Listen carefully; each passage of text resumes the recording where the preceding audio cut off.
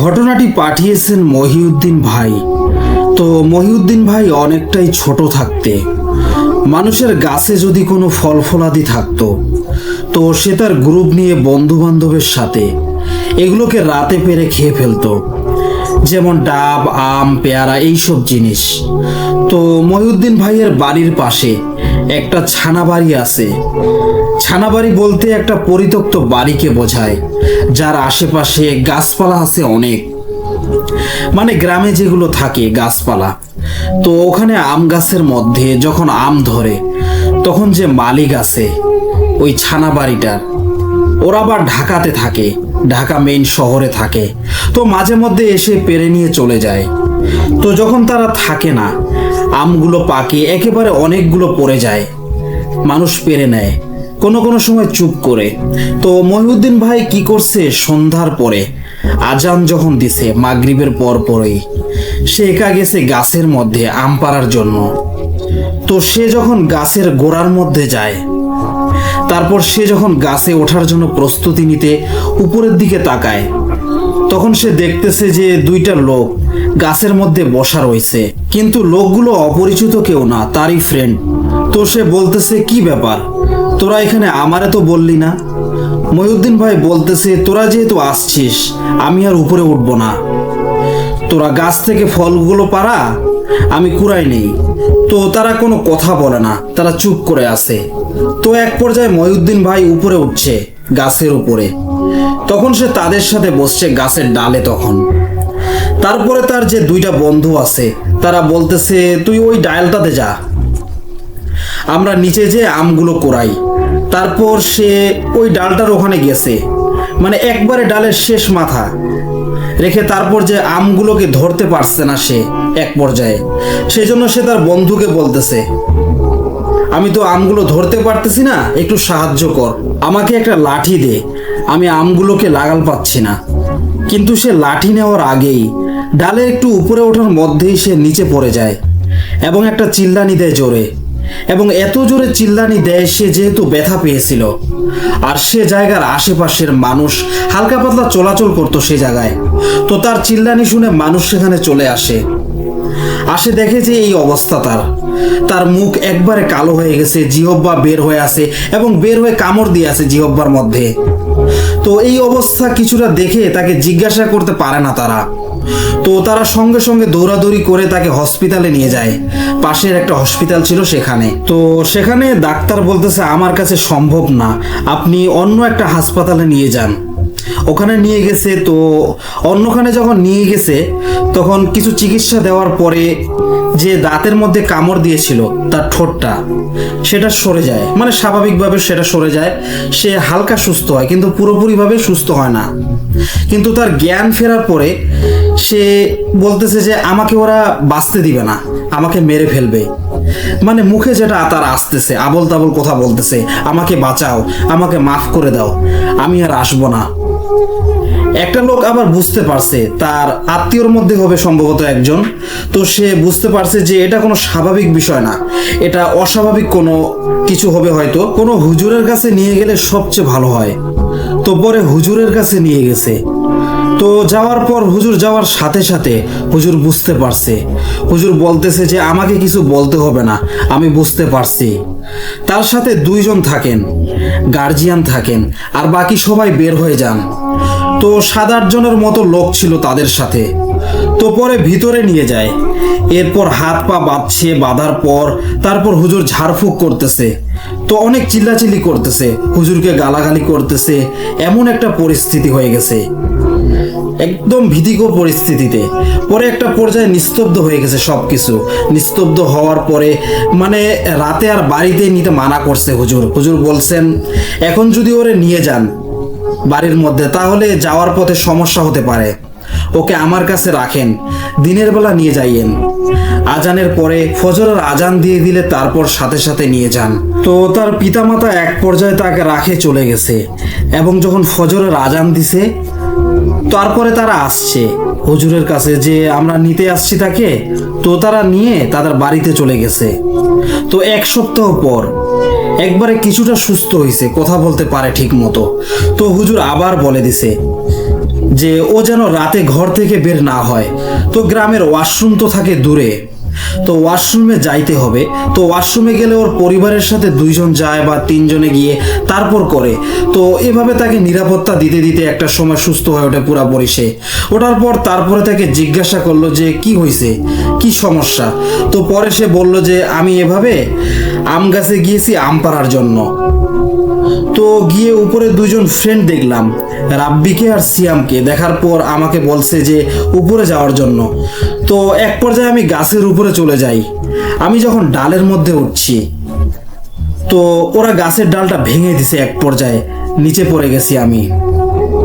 ফালাই দেওয়ার পর আমার তেমন কোনো বেশি একটা সমস্যা হয়নি। তো পরে 2 জন গাছ থেকে লাফ দিয়ে আমার গলায় চাপ দিয়ে ধরছে, তোরে আজকে মেরে ফেলবো, তোর এত বড় সাহস, আমাদেরকে ডিস্টার্ব করছিস, তোরে আজকে কে বাঁচায় দেখবো। তো আমি যে চিল্লানটা দিয়ে পড়ছিলাম, তো এই চিল্লাচিল্লিতে হয়তো তোমরা আসছিলা, সেজন্য তারা চলে গেছে। এরপর আমার আর কোনো কিছু খেয়াল নেই, কারণ আমি অজ্ঞান হয়ে গেছিলাম। এই ছিল ঘটনা। অনেক ধন্যবাদ মহিউদ্দিন ভাইকে এত সুন্দর ঘটনা লিখে পাঠানোর জন্য।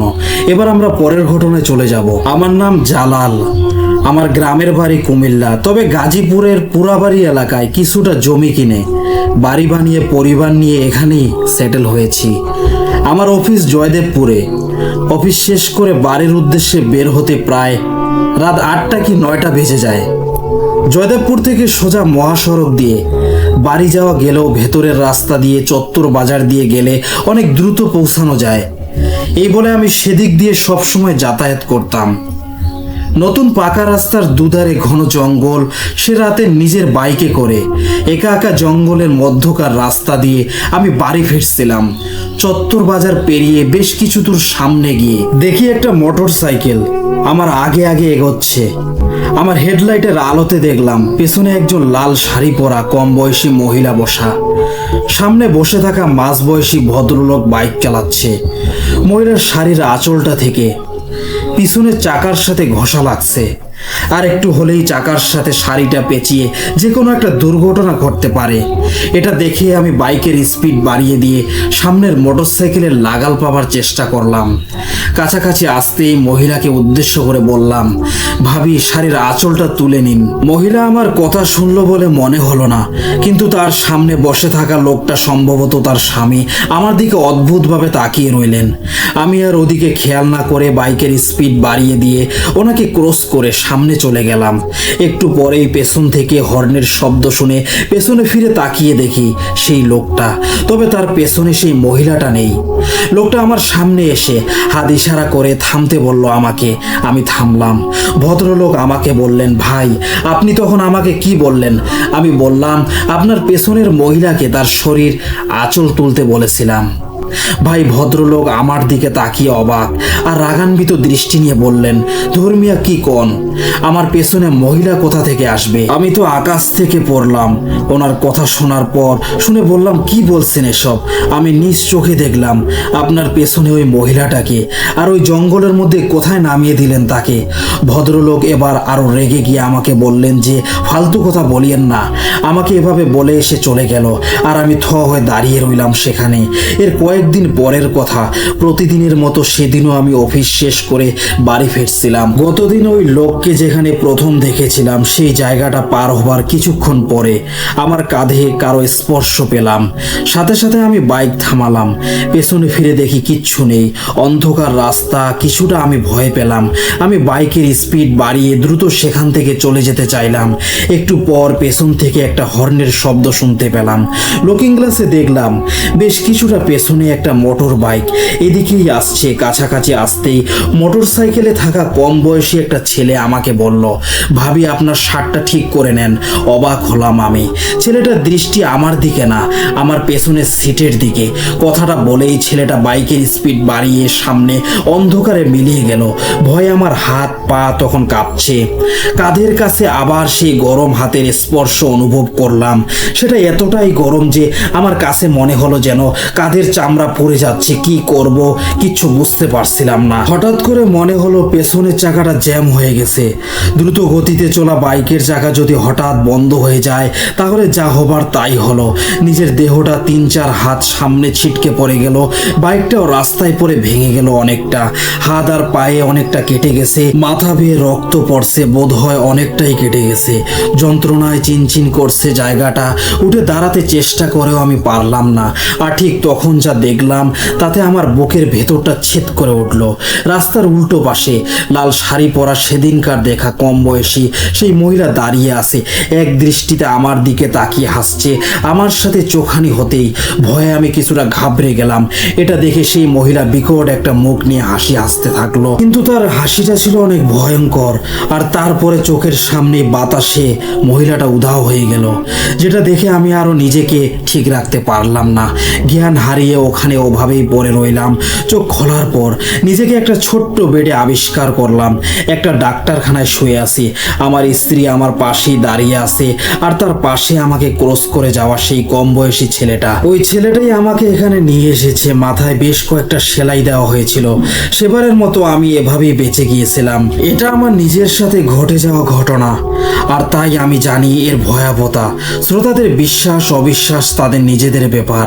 এরপর থেকে আমি আর ওই রাস্তায় চলাচল করি না, মহাসড়ক দিয়ে যাতায়াত করি। এই ছিল আমার ঘটনা। ভালো থাকবেন। সো লিসেনার্স, এবার আমরা পরের ঘটনায় চলে যাব। আমার নাম রাকিব। আমার বাসা রাজবাড়ী জেলার বড় নূরপুর গ্রামে। ছোট্ট একটা গ্রাম, চারিদিকে সবুজ আর সবুজ, এক কথায় অনেক সুন্দর। যাক, কথা না বাড়িয়ে ঘটনায় চলে যাই। আমি যে ঘটনাটি বলবো সেটা আমার ও আমার এক কাকাতো ভাই ইমনকে নিয়ে ঘটা একটা সত্য ঘটনা। ঘটনাটি আজ থেকে প্রায় 4 বছর আগে ঘটেছিল। আমাদের একটা পুকুর আছে। পুকুরটা আমাদের বাড়ি থেকে বেশ কিছুটা দূরে একটা বিলের মাঝে। সাধারণত বিলে অনেক পানি থাকে, কিন্তু গরমের দিন ছিল বলে বিলটা শুকনা ছিল, কিন্তু আমাদের পুকুরটাতে তখনও পানি ছিল। পুকুরে অনেক মাছ চাষ করি আমরা প্রতি বছর, এবং নির্দিষ্ট সময় আমরা পুকুর সেচে অনেক মাছ মারি, মাছ মেরে বিক্রিও করি। তো এরকম একদিন আমার বাবা বলল পুকুরে মাছ তো বিক্রি করা দরকার। আমি বললাম ঠিক আছে, কবে মাছ মারবেন? বাবা বলল সম্ভবত আগামীকাল হলেই ভালো হয়। যেই বলা সেই কাজ। আমি আমার বাবা তার পরের দিন পুকুরের সেচের জন্য একটা শ্যালো মেশিন লাগাতে শুরু করলাম পুকুরে। শ্যালো মেশিনটি ঠিক মতো লাগাতে লাগাতে প্রায় সন্ধ্যা হয়ে গেল। পুকুরে ভালোই পানি ছিল। আমাদের পরিকল্পনা যে রাত 9টার দিকে মেশিনটা স্টার্ট দিব, যাতে ভোরের দিকে পানি সেচ করে ফেলা যায়। তো বাবা বলল তুই রাতে পুকুর পাহারা দিবি, আর আমি পানি সেচের সময় মেশিন বন্ধ হয়ে যায় কিনা সেটা দেখব। আসলে শ্যালো মেশিনটা টেকনিক্যাল কারণে ওদের মাঝে মাঝে বন্ধ হয়ে যেত। আমার সাথে আমার বাবাও থাকতে পারতো, কিন্তু বাবার শরীরটা ভালো ছিল না, তাই আমাকেই যেতে বলল। আমিও বুদ্ধি করে আমার কাকাতো ভাই ইমনকে ফোন দিলাম। বললাম যে আজ রাতে বিলের পুকুরটাতে থাকতে হবে, আমার সাথে থাকবি? আমরা দুজনে পুকুর পাহারা দেব। রাজি হলো। সে বলল রাত 9টার সময় আসবে আমাদের বাড়ি। ঠিক আছে, যাই হোক। আমি একটা বড় পলিথিন গুছিয়ে রাখলাম যাতে রাতে পুকুরের পাশে একটা তাঁবু টানিয়ে থাকতে পারি। প্রায় 9টা বাজে। আমাদের বাড়ির উঠোনে একটা তেঁতুল গাছের নিচে দাঁড়িয়ে ইমন আমাকে ডাকতেছে, বলে যাবি না? আমি বললাম যে দাঁড়া, আমি মেশিনের প্রয়োজনীয় জিনিস নিয়ে আসি। সবকিছু নিয়ে ইমনের কাছে যেতে লাগলাম। বেশ জ্যোৎস্না উঠেছে আকাশে, ভালোই লাগছে আবহাওয়াটা। ধীরে ধীরে বাতাস বইছে। তেঁতুল গাছের নিচে গিয়ে দেখলাম ইমন সেখানে নেই। সে তেঁতুল গাছ থেকে কিছুটা দূরে দাঁড়িয়ে আছে। আমি বললাম যে চল এখন যাই। ইমন কিছু বলে না, আমি কিছু মনে করলাম না, পুকুরে চলে আসলাম। এর মাঝে ইমন আরেকটি কথাও বলেনি। আমি কিন্তু অনেক কিছু বলেছি ইমনকে শুনিয়ে, তাও কোনো কথা বলেনি। আমিও তাতে পাত্তা দেইনি, কারণ আমি ভাবলাম ইমনের বাড়ি থেকে হয়তো ইমনকে বকাবকি করেছে, তাই ওর মন খারাপ। পুকুরের চালায় একটা পরিষ্কার জায়গা সিলেক্ট করলাম তাঁবু বানানোর জন্য। ইমনকে বললাম তুই একটু সাহায্য কর আমার সাথে, কিন্তু ওর কোনো পরিবর্তন দেখতে পারলাম না, বরং ও আমার সাথে একটু দূরে সরে গেল। এখন আমার মেজাজটা একটু গরম হলো। ইমনকে বকাবকি করতে লাগলাম, তাও ইমন কোনো কিছু বলে না। ওর সাথে কথা বলাটাই আমার ঘাট হয়েছে। মনে মনে আমি রাখলাম। তারপর তাঁবুটা নিয়ে মেশিন স্টার্ট দিলাম। পুকুরটার চারপাশে ভালো করে দেখলাম কোনো লোকজন আছে কিনা, কারণ দেখা গেল কেউ এসে হয়তো পুকুরের পাশ থেকে মাছ চুরি করতে পারে। সেজন্য লাইট মেরে দেখলাম চারিদিকে ভালোভাবে। আর একটা জিনিস ইতিমধ্যে নোটিশ করলাম, ইমনের দিকে লাইটের আলো পড়লে ও একটু রাগান্বিত হয়ে যায়। কার সাথে এলাম আমি মনে মনে ভাবতেছিলাম। যাই হোক, আমি ভাবলাম যে আপাতত পুকুরের পানি কমতে থাকুক, এর মধ্যে আমি একটু ঘুমিয়ে নেই। আমি তাঁবুর ভেতরে ঘুমানোর জন্য গেলাম। ইমনকে ডাকলাম, কিরে আসবি না ঘুমাতে? ও তারপরও কিছু বলল না। ধুর, আমি আর কিছু ভাবলাম না। আমি বললাম যে থাক, ও না আসলে না আসুক। ঘটনাটি ঘটলো কিছুক্ষণ পর। আমার ঘুম ভাঙলো প্রায় রাত 2টার দিকে, যখন টের পেলাম মেশিনটা বন্ধ হয়ে গেছে। আমি তাঁবু থেকে বের হলাম, ইমনকে লাইট মেরে খুঁজলাম কিন্তু পেলাম না। ভাবলাম ও বোধ হয় বাড়ি চলে গেছে। যাই হোক, ভালো হয়েছে, ওর এখানে থাকার চেয়ে না থাকাই ভালো। আমি মেশিনটা আবার স্টার্ট দিয়ে তাঁবুর ভেতরে আসলাম। তাঁবুর ভেতরে ঢুকতেই মেশিনটা বন্ধ হয়ে গেল। আবার স্টার্ট দিলাম, কিন্তু যখনই মেশিনটা স্টার্ট দিয়ে আমি তাঁবুর ভেতরে আসি, মেশিনটা বন্ধ হয়ে যায়। কি ঝামেলায় যে পড়লাম, অনেক বিরক্তি লাগছিল। তখন আমি কিন্তু এটাকে তখনও অস্বাভাবিক কিছু নিচ্ছি না, স্বাভাবিকভাবেই নিচ্ছি। কিন্তু আমার স্বাভাবিক আর বেশিক্ষণ স্বাভাবিক থাকলো না। এদিকে পানি প্রায় শুকিয়ে গেছে, আমি চাইলেই মাছ হাত দিয়ে ধরতে পারবো। আমি ভাবলাম পানি তো শুকিয়েই গেছে, মেশিন এখন না চালালেও হবে। আমি বিরক্ত হয়ে তাঁবুর ভিতরে গেলাম। 10 থেকে 15 মিনিট পর হঠাৎ কানে ভেসে আসলো, অনেক মাছ লাফালাফি করলে যেমন একটা শব্দ হয়, ঠিক তেমনটা। আমি তাঁবু থেকে বের হয়ে যেটা দেখলাম, এত শব্দ কোথা থেকে আসে দেখার জন্য আমি পুকুরের মাঝখানে লাইট মারলাম। এমনিতে জ্যোৎস্না ছিল, তাও ভালোভাবে দেখার জন্য লাইট মারতে হলো। দেখলাম ইমন পুকুরে নেমে কি যেন করছে। ইমন পুকুরের মাঝখানে কি করছে আমি ভাবতে লাগলাম। যাই হোক, ইমন ওখানে কি করছে ভালোভাবে দেখার জন্য ওর আর একটু কাছে গেলাম। এটা কি? এটা তো ইমন না, অন্য কেউ। 2 হাতে বড় বড় 2টা মাছ, আর তার মুখের মধ্যে একটা মাছ চিবিয়ে চিবিয়ে খাচ্ছে। আমি ওটা দেখার পর আমার শরীর পাথরের মতো ভার হয়ে গেল। ইচ্ছা থাকলেও আমি জায়গা থেকে এক চুল পরিমাণ নড়তে পারলাম না। তারপর আবার যা দেখলাম আমি সেটা কল্পনাও করতে পারিনি। আমি দেখলাম আমার চোখের সামনে ইমন আর ইমন নেই। সেটা একটা ভয়ঙ্কর দানবের মতো পরিণত হলো, আর বলল আস্তরে পাইছি, আস্তরে মেরেই ফেলবো। এটা শোনার পরে আমি আর আমাকে ধরে রাখতে পারলাম না, তখনই জ্ঞান হারালাম। তারপর আর কিছু মনে নেই। যখন জ্ঞান ফিরলো, আমি আমার রুমে শুয়ে আছি। আমি আমার মার কাছে জানতে চাইলাম আমি এখানে কিভাবে আসলাম। মা বলল তোর বাবা পুকুরে গিয়ে তোকে অজ্ঞান অবস্থায় দেখে বাড়ি নিয়ে আসছে। সবাই জানতে চাইলো আমার কি হয়েছে। আমি তখন সবটা বললাম। এমন সব শুনে বলল আমি তো তোর সাথে পুকুরে যাইনি।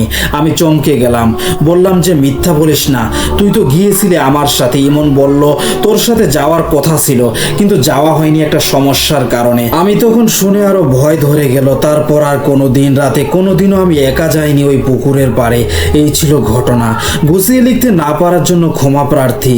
ঘটনাটা পরে শোনালে অনেক খুশি হব। লিসেনার্স, এবার আমরা পরের ঘটনায় চলে যাব।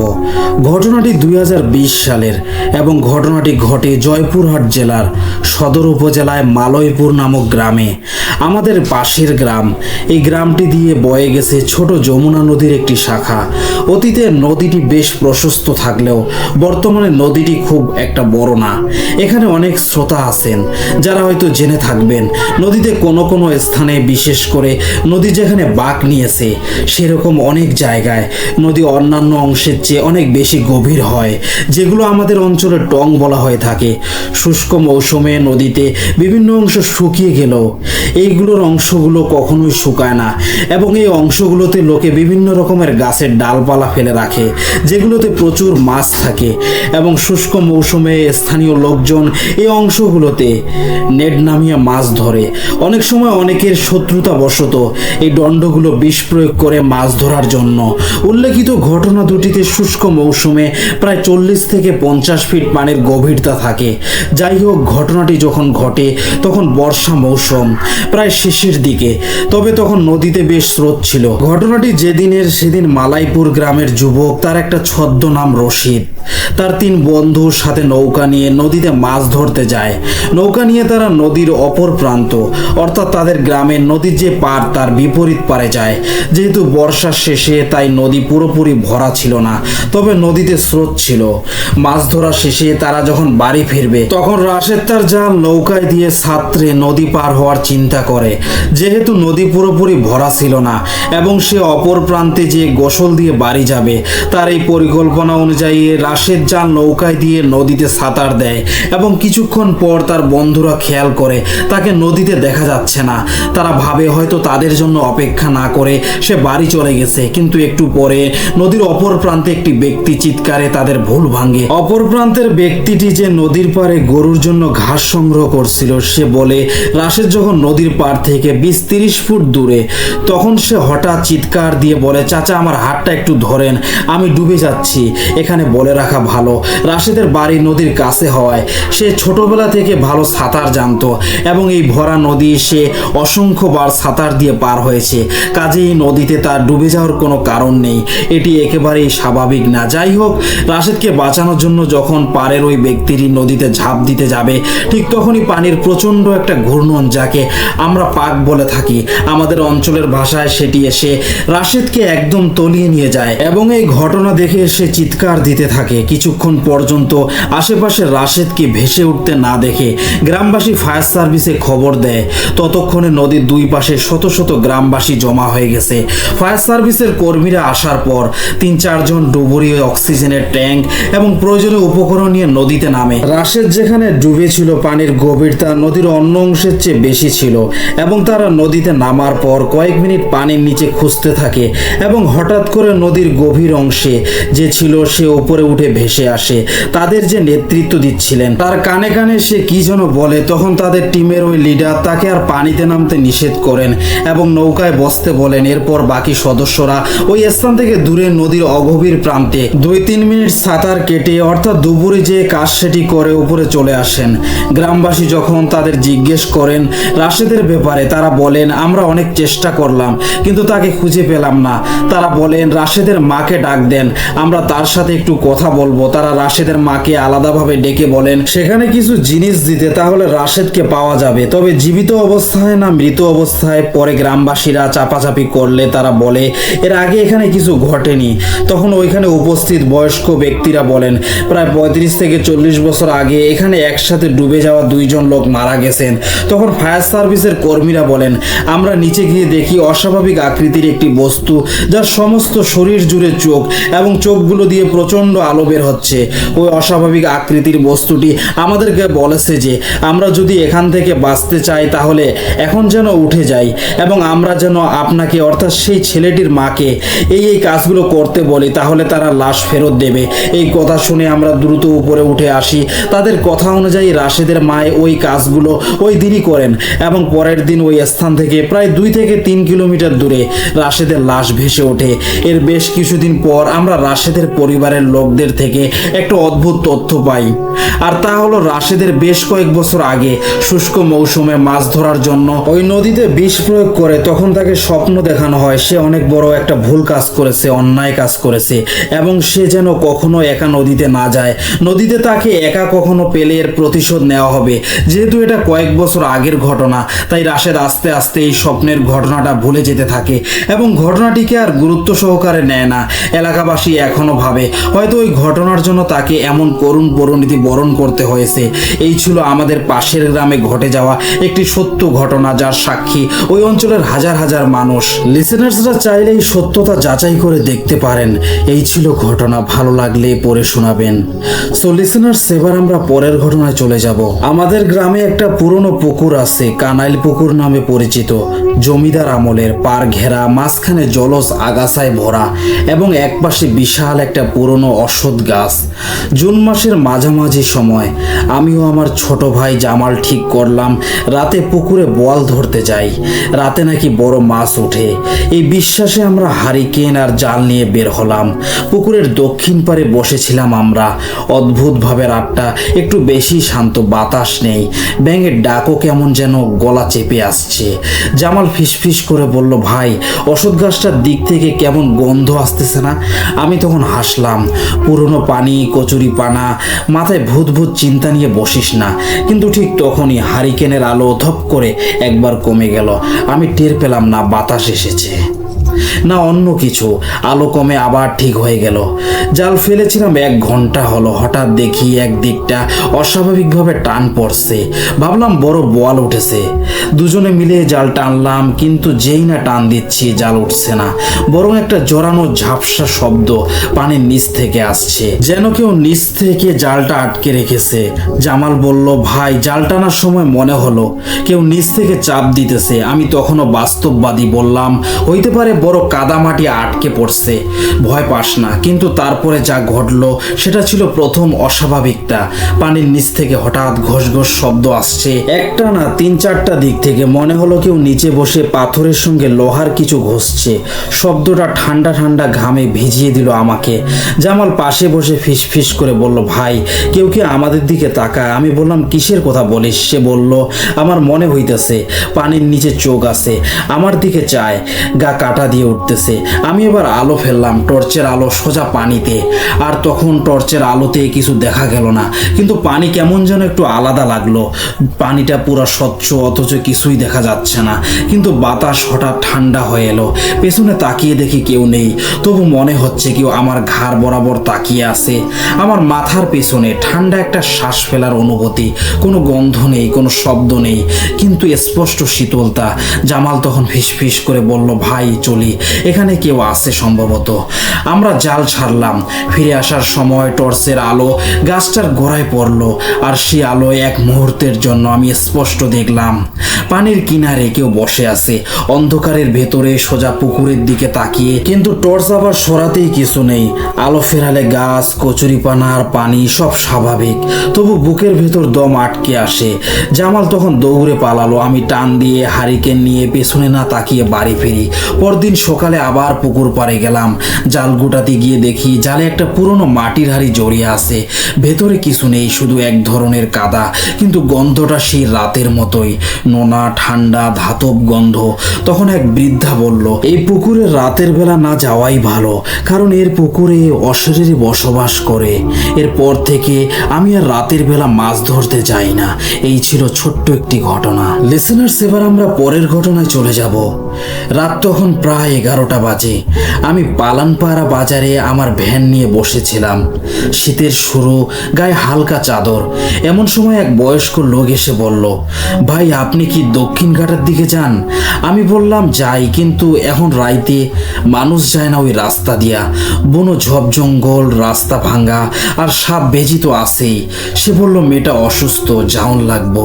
আমি সঙ্গে থাকবো না, আপনি একাই নিয়ে যাবেন। সে চুপচাপ বসবে। আমি টাকা দেখে রাজি হয়ে গেলাম। ভাড়া ঠিক হলো 200 টাকা। 5 মিনিট পরেই বাজারের গলির দিক থেকে একটা মেয়ে এলো। সাদা শাড়ি পরা, মাথায় ঘোমটা, মুখ দেখা যাচ্ছিল না ঠিকঠাক, খুব ধীরে ধীরে হাঁটছিল, একেবারে শব্দ ছাড়া। আমি বললাম, আপা ভ্যানে ওঠেন। সে কিছু বলল না, উঠেও একটাও আওয়াজ করলো না, একদম নিশ্চুপ হয়ে আছে, মাথা নিচু। চাকা ঘুরতেই শুরু হলো, কেমন যেন চাপা ঠান্ডা লাগা। রাস্তাটা পুরো অন্ধকার, দুই পাশে বাঁশঝাড় আর খালি জমি। আমি পেছনে একবার তাকিয়ে দেখলাম মেয়েটা একদম আগের মতো বসে, কিন্তু তার কাপড়ের খোঁচা হাওয়ায় নড়ছে না। আরো খেয়াল করলাম ভ্যান চলার সময় তার শাড়ি পাটি কিছুই দুলছে না, যেন সে হাওয়ার বাইরে বসে আছে। আমি ভয় পেয়ে পেছনে তাকিয়ে দেখলাম, আপা ঠিক আছেন?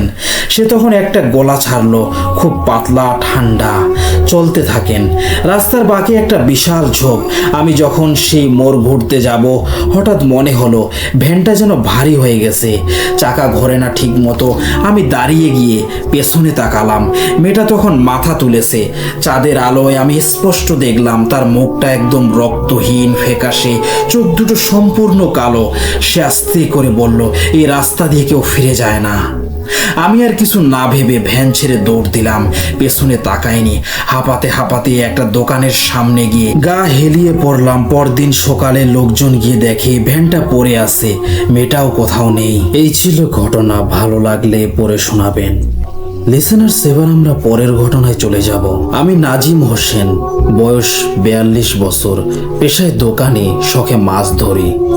দোলঘাটা গ্রামের বাইরে এক বিস্তীর্ণ বিল, নাম চান্দারি। এই বিল সাধারণত শুকনো মৌসুমে পানিহীন হয়ে যায়, কিন্তু আশ্বিন মাস থেকে ফাল্গুন পর্যন্ত ভরা পানিতে ভরে ওঠে। লোকজন বলে এই বিলে রাতের বেলা কেউ যায় না। কারণ নাকি সেখানে রাত 10টার পর পানির নিচ থেকে কেউ নিঃশব্দে তাকায়। কিন্তু আমি এসব মানতাম না। মাছ ধরতে ভালোবাসি, বিশেষ করে রাতের নিস্তব্ধতায়, মাথার উপরে তারা আর পানির হালকা ঢেউয়ের শব্দ। এক রাতে আমার বন্ধু মানিক বলল, তুই সাহসী না, চল চান্দারিতে রাতে মাছ ধরিস, দেখি সাহস কত দূর। আমি হেসে বললাম, রাত 11টা পর্যন্ত থাকবো, তোরা দেখে নিস। পরের দিন শুক্রবার রাত, সিপ, হেডলাইট, টর্চ, কিছু খাবার নিয়ে রওনা দিলাম। চান্দারির উত্তর প্রান্তে গিয়ে জাল ফেললাম। চারদিকে নিস্তব্ধতা, শুধু মাঝে মাঝে ঝিঝি পোকার শব্দ। প্রথম ঘন্টায় বেশ কিছু ছোট পুঁটি উঠল। এরপর আচমকা পানি একদম নিস্তব্ধ হয়ে গেল। টর্চ জ্বালিয়ে দেখলাম, খেয়াল করলাম পানি একেবারে ঘোলা, অথচ কিছুক্ষণ আগেও পরিষ্কার ছিল। হঠাৎ ছিপে একটা টান, আমি ভাবলাম বড় মাছ, কিন্তু টানটা যেন নিচের দিকে টেনে নিয়ে যাচ্ছে ছিপ সহ আমাকে। পা পিছলে গেল বিলের ধারে কাদায়। তখন দেখলাম পানির ভেতর দুটি হাত উঠে এসেছে, ঠিক যেন নিচ থেকে কেউ উঠে আসতে চাইছে।